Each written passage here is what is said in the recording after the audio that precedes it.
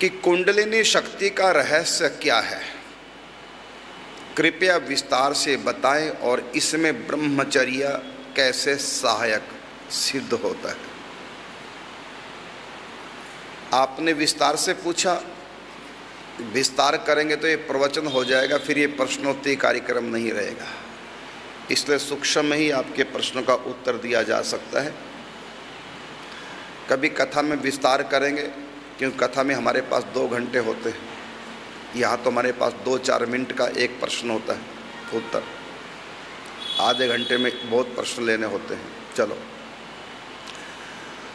कुंडलिनी एक शक्ति है हमारे शरीर के भीतर, अनंत शक्ति है। जितनी शक्तियाँ परमात्मा में हैं उतनी शक्तियाँ आत्मा के पास भी हैं।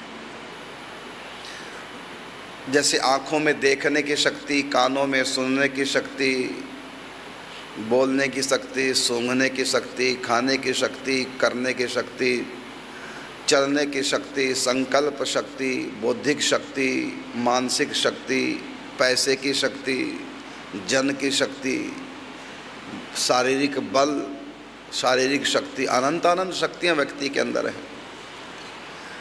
और कुछ शक्तियाँ सूक्ष्म होती हैं, जैसे शरीर में जो शक्ति हो, फिजिकली बॉडी में शक्ति होती है, और एक सूक्ष्म शक्ति है मानसिक शक्ति।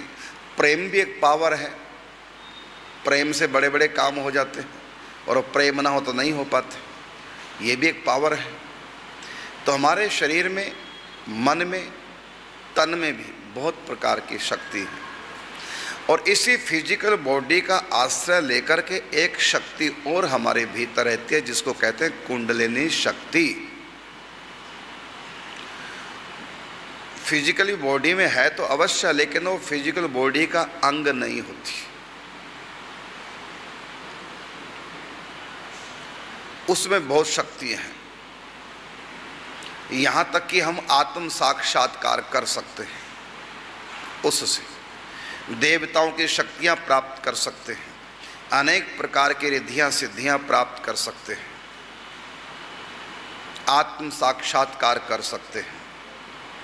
हमारे शरीर में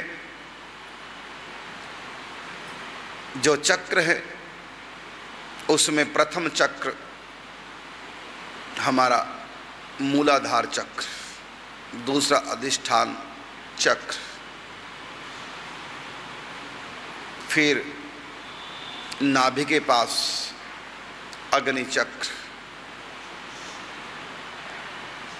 हृदय चक्र, अनाहत चक्र, आज्ञा चक्र, सहस्रार। वो शक्ति जब इन चक्रों को पार करती है, एक चक्कर पे पहुंचकर उसमें विशेष पावर आ जाती है। जब दूसरे चक्कर में पहुंचती है तो मनुष्य के पास और पावरें आती है, अलग अलग चक्रों से अलग अलग पावर आती है। तो कुंडलिनी जागरण हम करते कैसे हैं, तो आपने पूछा, तो उसमें क्रिया योग और धारणा, ये 2 शक्तियाँ हमारे पास होती हैं, इनका उपयोग किया जाता है उसको जागरण करने के लिए।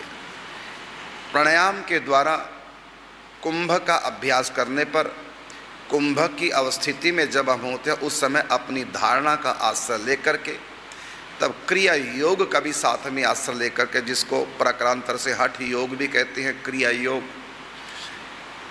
तो इसके संयोग से हम कुंडलिनी जागरण करते हैं, और इससे व्यक्ति अनेक शक्तियों का स्वामी बन जाता है, अनेक रिद्धियाँ सिद्धियाँ आ जाती हैं। लेकिन मैं इतना कहना चाहूँगा, कुंडलिनी जागरण से भगवान श्री कृष्ण की प्राप्ति नहीं हो सकती। चाहे समस्त चक्रों का भेदन कर ले कुंडलिनी शक्ति, तब भी भगवान श्री कृष्ण की प्राप्ति इनसे नहीं होगी। भगवान श्री कृष्ण की प्राप्ति होगी, उसका योग का नाम है प्रेम योग। मोहन प्रेम बिना नहीं मिलता, चाहे कर लो कोटि उपाय। ये आपके प्रश्न का सूक्ष्म रूप से उत्तर दिया है। और आप इसी प्रश्न का अगला अंश है कि इसमें ब्रह्मचर्य कैसे सहायक होता है।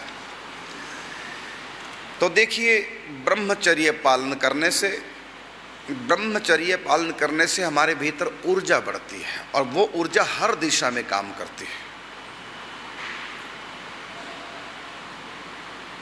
संकल्प शक्ति बढ़ती है, विल पावर बढ़ती है, मन केंद्रित होता है, मन उत्फुल्लित रहता है, प्रसन्न रहता है, शरीर में ओज ताकत बढ़ता है, मन में भी ताकत बढ़ती है। सत्व गुण में व्यक्ति धीरे धीरे प्रतिष्ठित होने लग जाता है। ये एक ऊर्जा है और इस ऊर्जा को यदि हम संभालें तो इस ऊर्जा का प्रयोग हम कुंडलिनी जागरण में करते हैं। और इतना ही नहीं, हम संसार में भी ब्रह्मचर्य शक्ति का प्रयोग करते हैं। शरीर तंदुरुस्त रहना, शरीर ऊर्जावान बने रहना बुढ़ापे तक, ये सब ब्रह्मचर्य से संभव है। हमारी मेधा शक्ति बढ़ना, स्मरण शक्ति बढ़ना, विद्यार्थियों को तो ब्रह्मचर्य का पालना अवश्य ही करना चाहिए। बौद्धिक शक्ति का विकास होता है तो बहुत लाभ है। व्यक्ति हमेशा ऊर्जावान बना रहता है, उसमें जो नेगेटिविटी है वो कम होने लगती है। तो इसलिए हर कार्य क्षेत्र में ब्रह्मचर्य पालन उपयोगी होता है। लेकिन इतना मैं अवश्य कहना चाहूँगा, ब्रह्मचर्य पालन आप जबरदस्ती न करें, नहीं तो विक्षिप्त हो जाएंगे। सहज हो कीजिए, सहज नहीं जबरदस्ती मत कीजिए, विक्षिप्त हो जाएंगे। उसके लिए हमको आहार शुद्ध सात्विक आहार हो, सात्विक संग हो, और हमको ब्रह्मचर्य यदि पालन करना तो इससे पहले हमको आँखों पर भी कंट्रोल करना पड़ेगा। कोई भी ऐसा दृश्य देखे ना, मन पे भी कंट्रोल करना पड़ेगा। कोई भी गलत दृश्य मन से चिंतन न करें। कानों पे भी कंट्रोल करना पड़ेगा, कोई भी ऐसी बात न सुने गलत जो ब्रह्मचर्य खंडन हो, जिससे यहाँ तक कि हम भोजन भी सात्विक करें, राजसी नहीं, तामसिक तो बिल्कुल भी नहीं, सात्विक करें। हमारा अध्ययन भी सात्विक हो।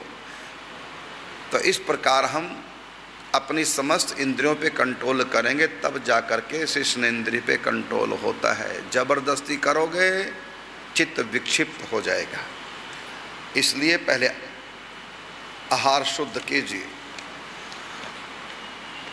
और ब्रह्मचर्य बहुत सहायक है। यहाँ तक कि भले आप धार्मिक नहीं, तब भी ब्रह्मचर्य पालन करेंगे तो स्मरण शक्ति बनी रहेगी, भूलेंगे नहीं। एक बार जो याद कर लिया, स्वभाव भी बढ़िया बनेगा, हंसमुख स्वभाव रहेगा, प्रसन्न रहेगा, थकावट आसपास नहीं आएगी। भले तुम नास्तिक हो, तब भी बड़े लाभ है ब्रह्मचर्य पालन के।